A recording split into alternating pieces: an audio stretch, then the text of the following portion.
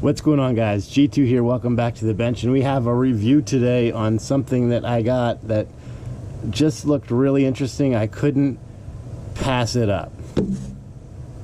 This, the VISM SPD solar flip dot reflex sight, and it looks really cool. My expectations right now are extremely low. Because this is a VISM and NC Star optic, so we're not talking about a quality precision optic at this point. We're talking about a budget optic, but nevertheless, the cool factor with this is pretty epic. So this is what we got here: 3.5 inches, 5.9 ounces. It's got a folding lens that flips up, and it's solar operated, so you can use it either via sunlight or with the internal batteries. It's got a QD mount. KPM is what they call it, so it can go in key mod, Picatinny, or M-lock. It can fit all of them. Why you would need it to go on key mod and M-lock, I'm not quite sure, because usually the top rail is all Picatinny mount. But I suppose maybe if you wanted to mount it on an angle, you could do that without the addition of a 45-degree offset. It's possible. I don't know. You guys would know better than me. I'm just not quite sure how you mount on the top rail with M-lock or key mod. But I digress. Let's open this thing up. Let's check it out. So here we go. Operator's manual. It's the specs: 1x magnification, red dot 3 MOA, ruby lens coated, CR 2032 battery. Okay, let's open it up. So here we've got battery. Looks like the mount here for the M-lock, and a variety of Allen wrenches. And then here is, see, no, nothing else in here. And here's our optic. So let's take a look. Okay, so here's the whole unit, folded down, obviously. QD mount on the side. And then to engage the M-lock or Picatinny, you simply take those 4 hex screws out. You take these off, you can mount it in M-lock or key mod, but using the QD mount is for Picatinny. Now, the whole, I guess, cool factor of this is when it's sitting on your firearm, it's like this, and then you simply press here to activate your holographic sight. Now, it can be activated from the sides, right? So we have toggles on each side here, so that side and that side. And you also have on the front, if you wanted to push it in, you can activate it that way as well. And then here is our solar panel right here, and we've got our, looks like a cover on top of this. Yep. And we've got your lens. I mean, it's cool. It's definitely got a cool factor to it. Realistic, I'm not quite sure. Pretty bright with that light. And then you have your battery adjustments right here. This should allow you to see the dot a little bit better. There it is. I'm going to brighten it all the way up. You can see that dot on there. I'm going to kill these side lights for you. Okay, and then you can see right there, that's the red dot, obviously on battery power, because it won't work like this on solar power. It doesn't hold a charge. It just simply uses the power of the light to display the image or the reticle, and then we can press the brightness setting here to turn it down or turn it up.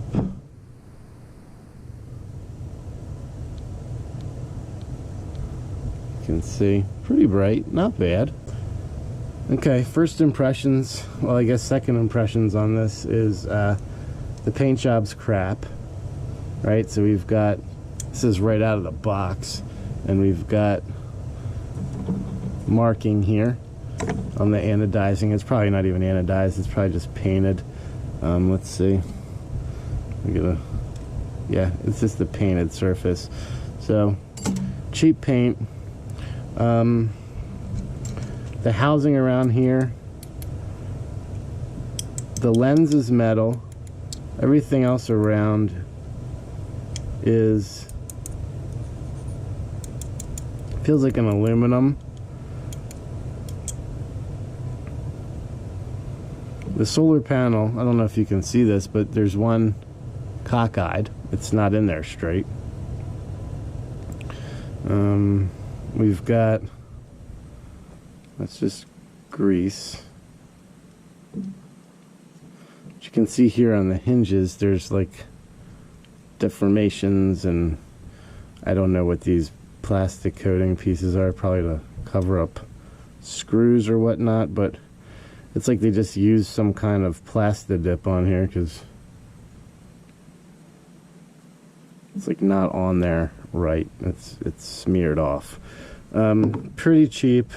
Yeah, I'm not quite impressed with this. I mean, it's cool. Like, it's, I mean, there's a coolness factor to that I can't discredit or say it's not, because it is. But in terms of functionality, talk about realistic expectations or applications for this. If you had this on a rifle, and you're walking with the rifle, you could just easily hit this and it's gonna deploy.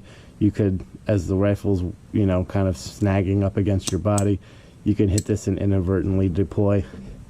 The system as to which you do the lens is not in a good place. It's too accessible, and I know that seems a little contradictory, because you want it to be accessible, but for me, I would much rather have seen like a latching mechanism here, and then put the deployment system somewhere here, so that it can be a little less noticeable and less easy for it to be unintentionally activated. Okay, well, now we know what it looks like. Let's put this guy to the test. All right, I'll meet you at the range. So before we go into the results, if you're watching this video and you're not a subscriber, make sure to hit that subscribe button and hit that notification bell so you are alerted every time I upload new content, and we have a bunch coming for you guys.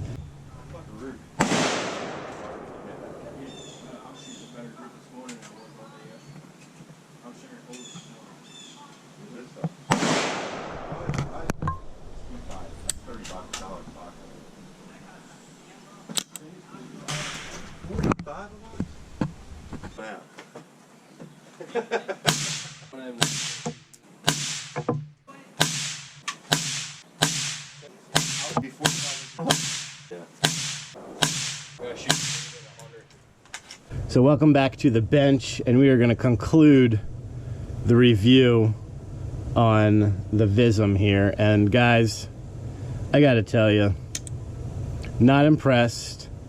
If I had to use a word, junk, I think that's kind of where this would fall in line with. Before we even go into the whole trying to sight this thing in, optics on it are not good. The setting using solar, we were able to see the dot, very faint, even though this was a pretty sunny day. It was hot, it was humid, the lens fogged up, we couldn't see the dot. We actually had this mounted. This was the first optic that we were testing today, and when we took it out of the bag, it was deployed. So just know that when this is in something, if anything touches the shifting, movement, whatever, it's gonna deploy this. And then now we're looking at the possibility of breaking this, of ruining our zero, our glass, all that other stuff. So this is a toy, really. This is a gadget. This is nothing that I would ever put on a rifle or pistol or anything to defend my life or to defend my family. This is junk. So let's look at the results. Here's our first three. Pretty good, not bad. And then we brought it down, and then we had 1, 2, and I couldn't find the third. I thought maybe, you know, I had a squib round, I had something going on. No, I wasn't. My barrel was fine. There was nothing funny going on here. That third round ended up right up here. So it's gone. The zero on this is trash. The sixth shot just totally blew it. We tried to bring it back down, wasn't even close. We couldn't even get it on paper. And normally I may account this to operator error, but every other optic that we tested today, we were able to sight in inside of 6 rounds, and they all held 0. So I know it's not me. I know it's the optic. And to be honest, it's not surprising. This thing is loose. If you can hear this, it's loose. It's got movement. Stay away from this. I'm actually going to return this back because even as a paperweight, I've got better paperweights than this. So my overall review of this is don't waste your time, don't waste your money. It's fun, it's cool. The guys were talking about it at the range, but at the end of the day, it performed like crap. And that's why we are sending it back, and we are never, ever going to consider something like this again. So until next time, make sure that you're practicing safe weapons handling at all times and treating every weapon as if it was loaded. God bless America. G2 out.